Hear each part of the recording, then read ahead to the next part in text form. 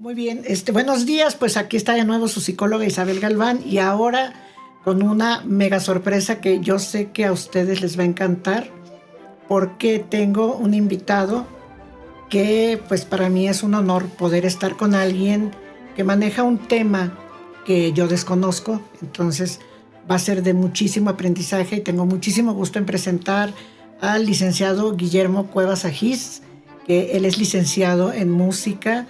Es una persona muy, muy preparada, tiene un grupo de música, un cuarteto, me parece, es cuarteto de música clásica, creo que también ha dado clases, en fin, es una persona que es alguien totalmente sensible a la música. Y entonces platicando con él de la importancia de la música para el ser humano, me llamó mucho la atención y entonces le pedí que por favor me permitiera hacerle una entrevista. Yo te agradezco muchísimo, Memo, que me hayas aceptado la invitación. Perdón. Y hablando contigo me di cuenta que entonces vemos a la música como algo tan fuera de nosotros, ¿no? Lo vemos con tanta indiferencia, vamos. Y me di cuenta después de platicar contigo que la música al final es como lo que nos alimentamos también, o sea, es como el alimento. Entonces, si yo como porquería, pues obviamente mi cuerpo lo va a resentir, ¿sí? Si escucho igual porquería o cosas que no nutran, pues igual van a afectar, ¿no? Y esto lo descubrí en una plática que tuvimos así un poquito informal y fue cuando me llamó mucho la atención. Entonces, quiero decirles que esta plática va enfocada a, no sé si principalmente a los niños en cuanto a lo que es la educación también del oído, ¿no? Y así como nos preocupamos como papás de que el niño tenga, cuando somos padres responsables obviamente, ¿no? Que el niño tenga un buen ambiente, que el niño coma sano, que el niño sea acompañado por personas que lo nutran, que lo alimenten emocional, mentalmente. Bueno, también en el aspecto de lo que el niño escucha es algo muy importante. Y si lo escucha desde la parte artística, que es lo que a mí me llama la atención en este momento, pues todavía más. Entonces, pues en cuanto a la crianza, yo te pregunto, Memo, ¿qué es lo importante de música, de la buena música, de la música artística verdaderamente? Música clásica, vaya. Bueno, muchas gracias por el espacio, por la entrevista. Y pues claro, a mi parecer no hay mala música ni buena música. Hay música diferente, de muchos estilos, de muchos géneros. Uh-huh. Hay música muy compleja y hay música sumamente tribal o sumamente sencilla. Okay. Y no por ser sencilla es mala música. Okay. Ha habido conciertos de piano donde llega el pianista, toca una nota y termina el concierto. Ay, no. Sí. Es música contemporánea y eso causa algo en el espectador. Puede causar enojo, puede causar sensación de que ha sido estafado, sí, y demás, pero eso causa. Entonces, toda la música está dirigida a un público. Y hay música comercial y hay música no comercial, que su interés no es vender, sino motivar, conmover y convencer al espectador de lo que está aconteciendo. Okay. Entonces, en cuanto a la crianza, ajá, si nosotros desde muy temprana edad comenzamos a aprender música, nos relacionamos con la música en el ambiente, pues todo esto va a influenciar nuestra manera de desenvolvernos, de desarrollarnos. Okay. Si nosotros escuchamos música meramente rítmica, vamos a desarrollar cualidades que tienen que ver con el tiempo, con lo rítmico, con lo sencillo. Si nosotros vamos desarrollando habilidades de poder, no sé, diferenciar los instrumentos musicales, uh-huh, pues bueno, están trabajando partes de nuestro cerebro que estaban adormecidas, ¿no? O que no estaban activas. Se ha comprobado que la música activa partes del cerebro que no usamos comúnmente. Ok, Memo, entonces, a ver, estoy entendiendo así. Si, por ejemplo, decías ahorita, escuchamos música muy rítmica y yo entonces me fui, por ejemplo, al estado de Veracruz, ¿sí? A Tampico, esos lugares donde la música guapachosa y todo. Y la gente, curiosamente, es gente muy alegre, es gente muy positiva, es gente muy risueña. Bueno, es gente que hasta de la tragedia y del drama se ríen, vaya, ¿no? De alguna forma. Entonces esto tiene que ver con que su oído o su cerebro se acostumbró a todo este tipo de música. Claro, ¿sí? Que sí. La música es un elemento que acompaña al contexto. Okay. Si nosotros vemos una película sin música, por ejemplo, vemos Titanic, que es una película muy comercial. Sí. Sin música, capaz que no lloramos, capaz que no sentimos la empatía que se debe de sentir entre los personajes. Sí. ¿Sí? La música abre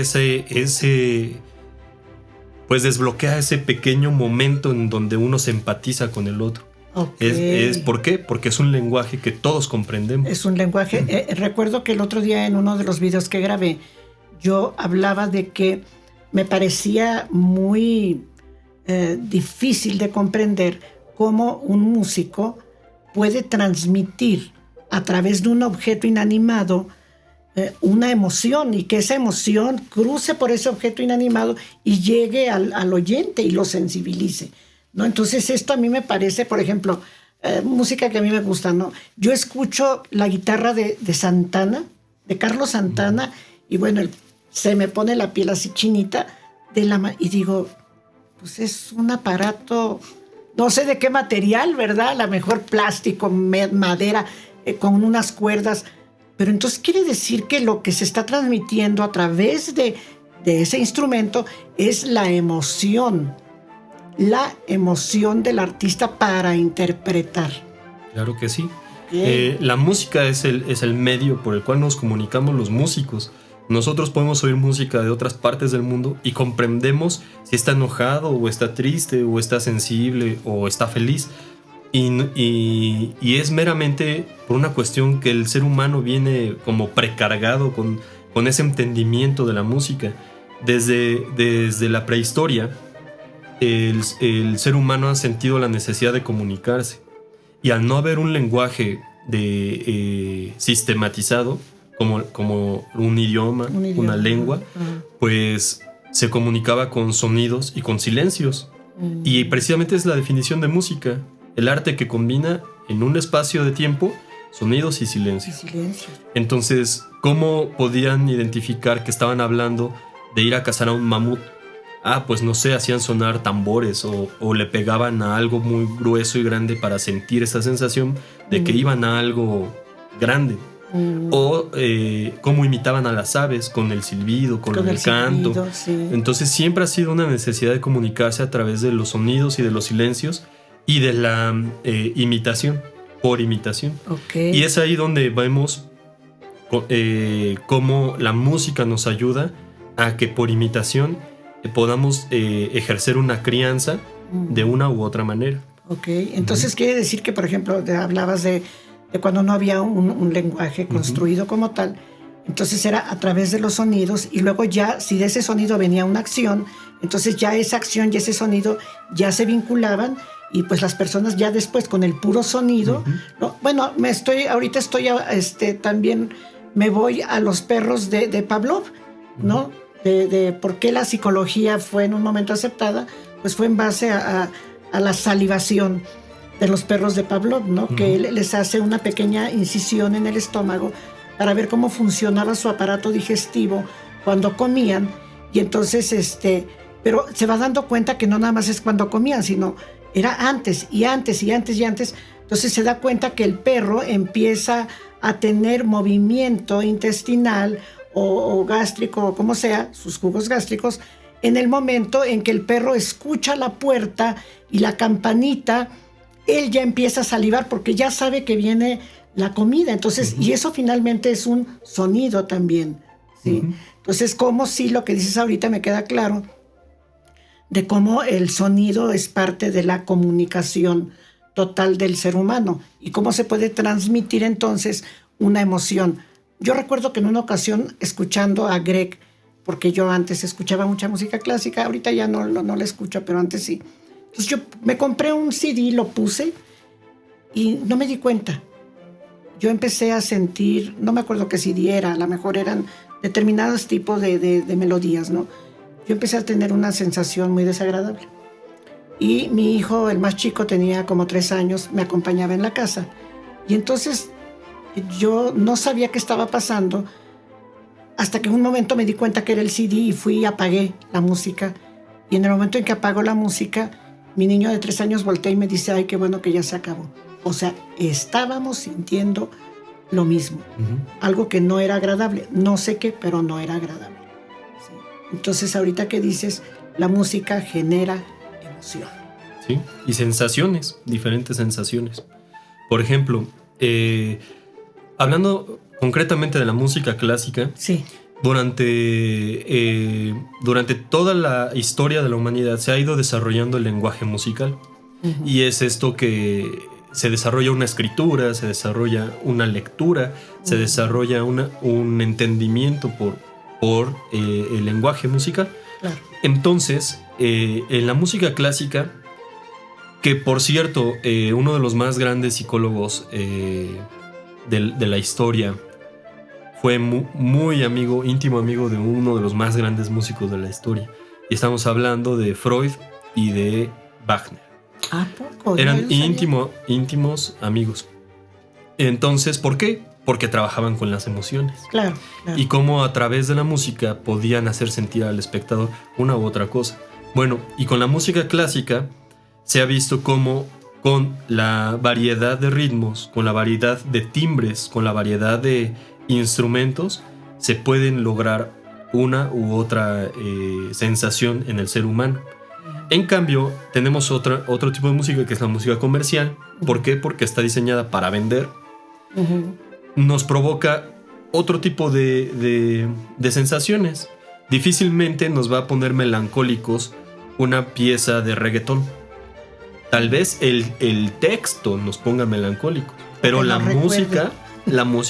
La música, sí, pues, al menos que la música haya marcado un momento de la vida de esa persona. Sí, ¿no? la persona se remita a ese momento, pero no es en sí la música. Claro. Ajá, sí. ¿Y por qué hablo del reggaetón? Bueno, porque el reggaetón viene de la música que era pura percusión, cantos, y eran pues la música endémica de del Caribe, ¿no? De las islas de Puerto Rico, de Cuba. Y bueno, este ritmo binario, que es un ritmo combinado binario con ternario, que quiere decir que se combinan ritmos que se pueden dividir entre 2 y entre 3, y causan la sensación de baile. Entonces evoluciona y pues se desenvuelve a tal momento de ser una música que, bueno, pues si esto baila y pone feliz, vamos a venderlo. Claro. Y al momento de querer venderlo, pues le ponen texto a la música que venda, ¿no? Y como bien sabemos, hay ciertos temas en nuestro entorno que venden, ¿no? Por ejemplo, la sexualidad es lo que más vende. Nosotros vemos en la televisión y todo está relacionado con la sexualidad. Todos los comerciales es lo que vende. La mayoría de los comerciales. Entonces, es por eso que no sabemos si sea sano o no escuchar desde temprana edad esta música, que está diseñada con un fin de vender y de vender algo en específico.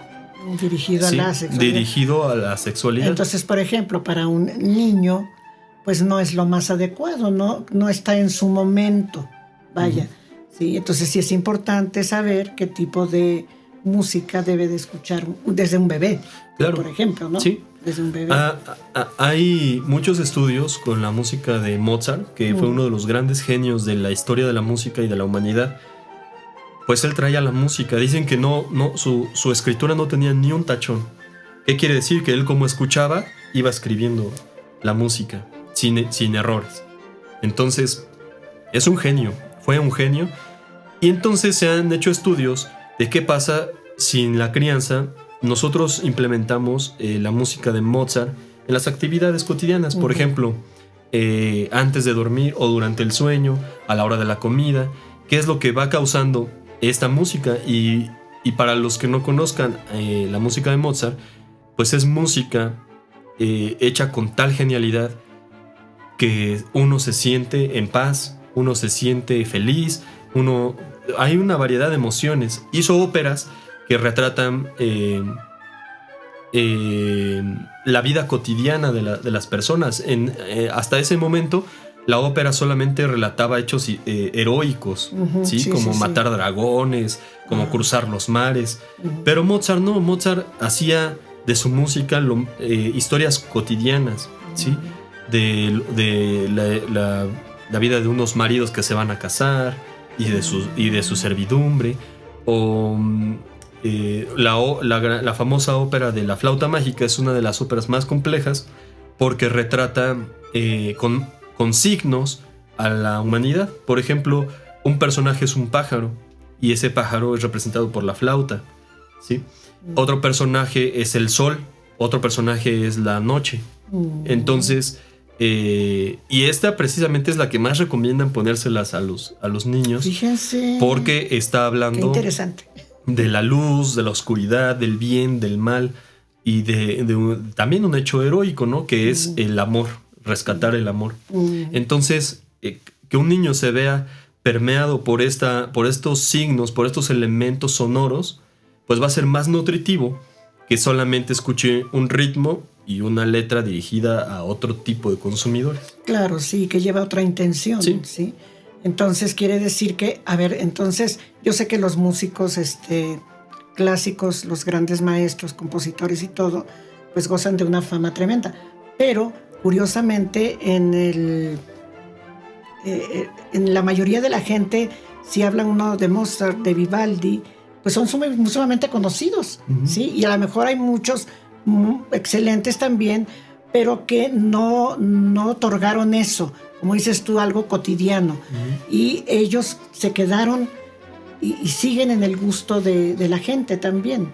Claro, por ejemplo, Johann Sebastian Bach ha sido él es considerado el padre de la armonía. Ay, precioso. Entonces es uno le dicen Papá Bach, porque él hizo una obra inmensa, maravillosa, pero dirigida a Dios, dirigida a la iglesia. Él era maestro de capilla. Entonces, cada semana él hacía los cantos de la iglesia nuevos. Cada semana era un canto nuevo, era una obra nueva, era una misa completa en música nueva. Entonces, fue muy prolífico y lamentablemente no fue tan popular en su momento. A ver, ¿él es muy conocido por sus valses? No. ¿No es él? No, él es Strauss. Ah, Strauss, sí, perdón. Estoy aprendiendo igual que ustedes. Sí, Bach es muy conocido por sus suites para violonchelo, sus partitas para violín, para flauta, por sus misas precisamente, y por su obra que hizo para clavecín, ¿sí? Okay. Pero a lo que iba es que su música iba orientada a Dios. A Dios. Y así es como el que escucha esa música lo percibe también, claro, de esa manera. Sí. Bien, una pregunta. Ya hablamos del aspecto emocional y bueno, como somos seres complejos, no podemos separar la parte emocional de la parte espiritual, de la parte social, de la parte mental, de la parte física. Son nuestros componentes. Bueno, está también la parte mental, ¿sí? ¿Qué pasa? Yo recuerdo que cuando yo escuchaba a Tchaikovsky, me fascina, pero casi no la ponía porque tiene movimientos muy intensos, ¿no? Que a mí me gustan, pero muy intensos, no son tan suaves como otros compositores. Pero había música que yo escuchaba y que verdaderamente ni siquiera sabía cómo se llamaba la obra, pero tenía que ver con una batalla, por ejemplo, y yo me estaba imaginando eso cuando lo estaba escuchando, ¿no? Me estaba imaginando una batalla y ya después vi que, pues esta la compuso cuando los alemanes iban saliendo de la guerra, etcétera, ¿no? Entonces, ¿qué pasa con la mente? ¿Qué pasa con el pensamiento? Pues precisamente en la música clásica, hacia el romanticismo, un poquito después, se pone de moda la música programática. ¿Y qué es la música programática? Bueno, que con un texto o el título o ciertos elementos programan al espectador para lo que va a escuchar. Okay. Por ejemplo, esa obra de Tchaikovsky que relata una batalla es la Obertura 1812. Entonces, cuando uno escucha el título Obertura 1812, ya tiene aires como de guerra de independencia. Sí, sí, sí. Uh-huh. Y de un año además donde hubo independencias. Sí, sí. ¿No? Y precisamente Tchaikovsky recibe el encargo de hacer esta obra para conmemorar el aniversario de la independencia de Rusia. Uh-huh. Y que relata una batalla con los franceses. Uh-huh. Entonces, por ahí, durante toda la obra musical, vamos a escuchar la marsellesa, vamos a escuchar danzas rusas, y cómo la victoria rusa se impone ante estos elementos franceses de la obra. Okay. Entonces, pues eso es música que va a programar al espectador y es una obra triunfal. Uh-huh. Termina con cañonazos y campanas. Uh-huh. Sí, sí, sí, yo recuerdo. Y me encanta. Tiene otras melodías que son impresionantes, ¿no? El Vals de las Flores, me parece que ¿sí? Se llama. Que es totalmente diferente, uh-huh. ¿no? Es pura armonía, muy la música del Cascanueces, todo eso. Uh-huh. Bien, oye, fíjate que viendo yo artículos sobre la música, encuentro a una persona que creo que es oriental, no me acuerdo si es japonés, pero hace un experimento con agua y con determinados elementos científicos para poder descubrir qué pasa con el agua ante determinados sonidos. Entonces, pone música que es, por ejemplo, música fuerte o con instrumentos muy fuertes o a lo mejor para el oído no muy armoniosa, y en el agua se forman figuras que no son muy agradables aparentemente, ¿no? A la vista. Y cuando pone otro tipo de música suave, armoniosa, etcétera, son unas figuras artísticas.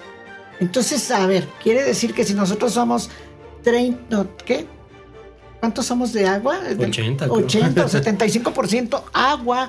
Somos más agua que grasa, que tejido, que hueso, que somos más agua. Y lo podemos ver cuando nos toca ver a alguna persona que ya falleció hace mucho tiempo, ¿no? Como al haberse deshidratado, pues no queda casi nada. Entonces somos agua. Y entonces, todo esto digo yo, caray, qué importante entonces cuando estamos escuchando.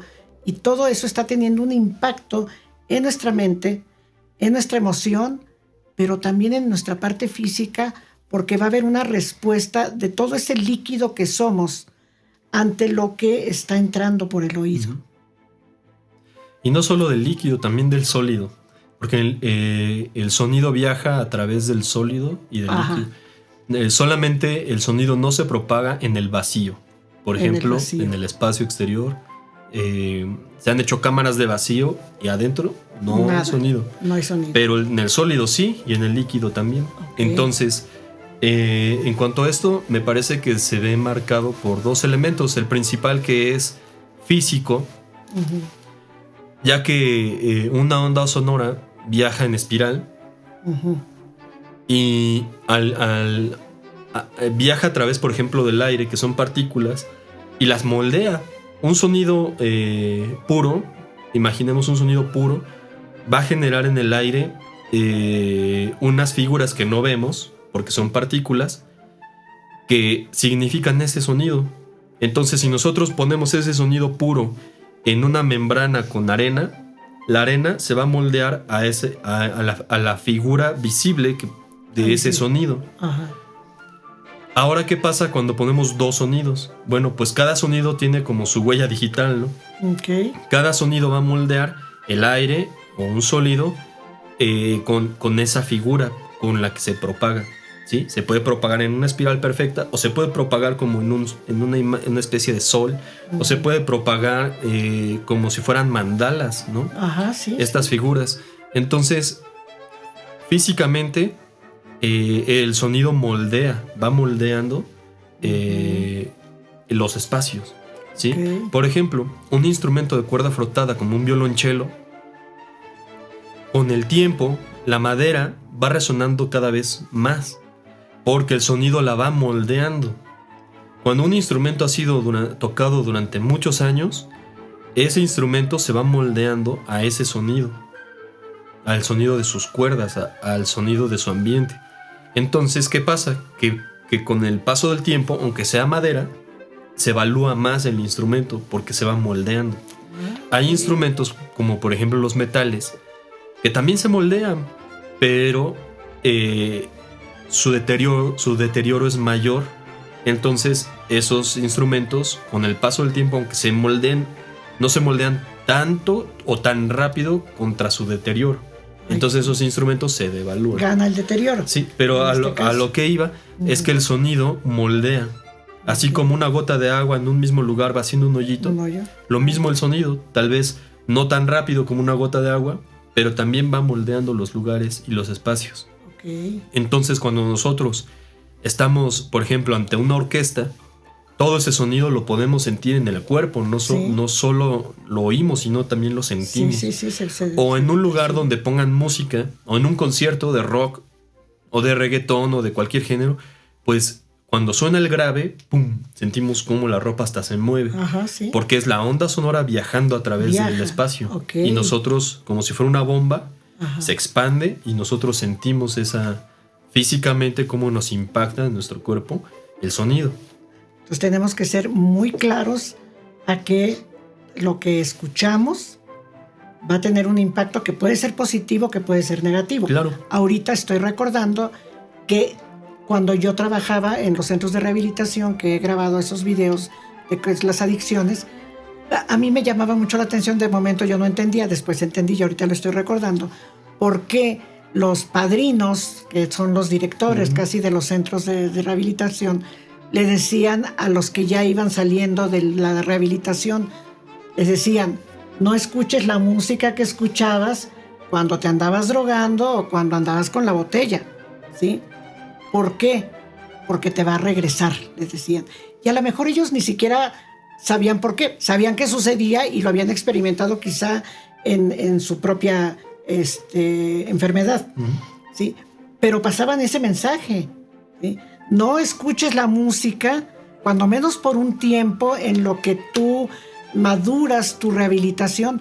No escuches la música que escuchabas cuando tomabas o cuando te drogabas. Escucha otra música, ¿sí? Y bueno, ahorita me queda súper claro también porque en ese momento la persona estaba todavía muy sensible, estaba apenas empezando una rehabilitación, y obviamente con lo que tú nos estás explicando, pues iba a tener un impacto emocional, físico y mental. Uh-huh. Ese es el otro elemento que mencionaba. Uno era el físico y el otro es el mental, porque el ser humano es capaz de descifrar todos estos signos sonoros, ¿sí? Hay películas que nos muestran cómo los extraterrestres se comunican con sonidos, como si fuera con música. Ajá, sí. Porque es un lenguaje. Pues nosotros lo hacemos, ¿no? Nosotros nos comunicamos con el sonido. La voz es sonido.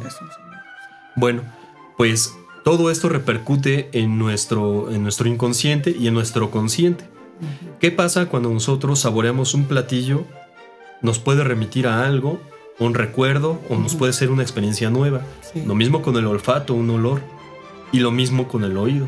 Si nosotros oímos una música que es una construcción de diferentes signos y elementos, la volvemos a escuchar, inmediatamente nos va a remitir al momento en el que la escuchamos antes. Uh-huh. Queda una huella. Queda una huella y queda un recuerdo ya en la persona, ¿no? Sí. Qué interesante todo eso. Si alguien escucha, por ejemplo, después de muchos años una melodía de Cricri, va a volver a sentir cuando escuchó esa melodía de Cricri. Sí, ¿no? sí, se siente la emoción. Sí. Oye, pues qué interesante, Memo. Híjola, tema para largo hay, ¿no? Pero qué interesante todo lo que nos estás comentando de la importancia de saber, básicamente saber lo que es la música y saber cómo la música va a impactar en nuestro ser, en todas nuestras áreas. Y bueno, también entender entonces por qué algún tipo de música es mi preferida, uh-huh. ¿sí? Porque me hace sentir esto, aquello, me lleva recuerdos, etcétera, sí. ¿no? Y entenderlo como el lenguaje, uh-huh. El lenguaje, y muy chistoso porque curiosamente el lenguaje verbal lo tenemos que aprender, ¿no? El idioma materno lo tenemos que aprender. Sin embargo, el lenguaje musical pareciera que ya lo traemos integrado desde que quizás hasta la concepción, ¿no? Uh-huh. Ya lo traemos integrado y por eso existe esa sensibilidad del ser humano ante la música. Claro, si a un bebé le ponemos campanitas, las va a buscar. En cambio, puede estar sonando un carro o lo que sea, no lo pela. Él quiere escuchar las campanitas porque es un sonido en específico que traemos precargado. Qué súper interesante esto. Y así como cuidamos nuestra alimentación, como cuidamos lo que compramos, lo que consumimos, también hay que cuidar lo que escuchamos, ¿sí? O escuchar con conciencia, saber, voy a oír esto porque ahorita quiero oír esto. Uh-huh. Pero saber que hay una variedad de música que podemos consumir sin causar daño, sin causarnos daño ni causar daño a los demás. Uh-huh. ¿Sí? Hay música que es muy violenta, hay música que incita a la violencia, uh-huh. Hay música que incita a cosas malas, ¿no? Uh-huh. Por el lenguaje. Por el lenguaje, uh-huh. Sí. Y bueno, dentro del lenguaje va también la intensidad, el ritmo, los tiempos, todo, uh-huh. ¿no? Sí.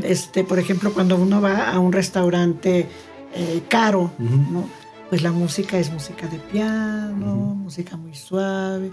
Pero vete a comer una hamburguesa a McDonald's, uh-huh. y es música así como que ya vete, ¿no? Cómetela uh-huh. rápido y salte. ¿Por qué? Pues porque ahí no puedes estar uh-huh. haciendo sobremesa uh-huh. ni cosas por el estilo. O en los almacenes donde se venden cosas caras, etcétera, música muy suave. Porque esto hace que la gente se quede. Sí. Finalmente, ¿no? Han hecho experimentos, por ejemplo, en maquiladoras o en industrias donde el trabajo es rítmico, ponen música rítmica. Pa, pa, pa, pa. Entonces uno empieza a hacer sus movimientos al ritmo de la música. Totalmente. A través del ritmo nos empatizamos. Las vibraciones las empatizamos. A mí me pasa, ¿sabes eso dónde? En el gimnasio. Uh-huh. Yo voy al gimnasio y sinceramente la música que ponen en el gimnasio a mí, no, yo no la oiría uh-huh. en ninguna parte, ¿no? Pero yo llego al gimnasio y entonces corro en la caminadora uh-huh. porque la música...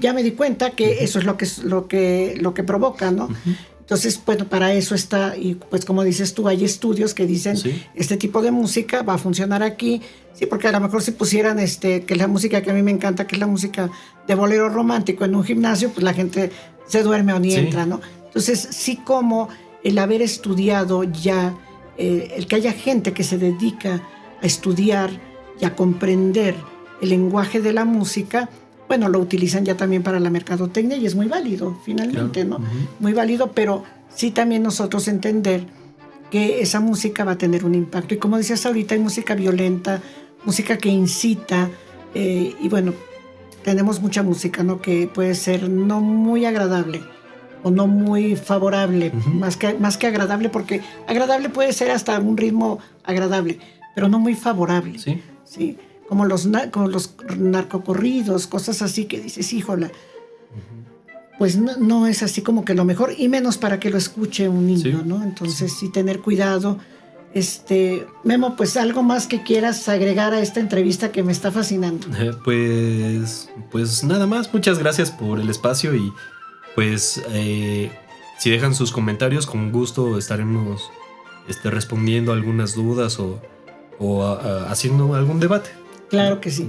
Pues yo te agradezco muchísimo que esta primera entrevista yo espero muchas que van a venir, primera entrevista, y creo que esta va a ser una entrevista muy importante, muy interesante, porque como decía a un principio, escuchamos la música, pero la escuchamos de manera tan inconsciente que a veces tampoco sabemos por qué nos agrada o por qué nos desagrada o qué impacto puede llegar a tener en el ser humano, ¿no? Y creo que ya ahorita lo que el licenciado Guillermo nos explicó en pocas palabras, pero sí con mucho conocimiento, pues ya nos deja entonces un panorama más claro.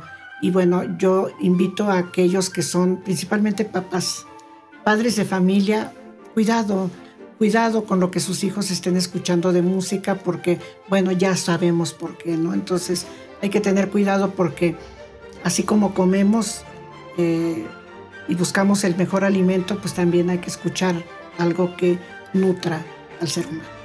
Muchísimas gracias, Memo. Muy amable por haber aceptado la entrevista. Y pues a ustedes les deseo que tengan una excelente semana y viene el siguiente video la próxima semana que yo espero que sea de su agrado. Que tengan un excelente fin de semana. Nos vemos en la próxima y acuérdense, picar a la campanita, dar like y compartir. Gracias.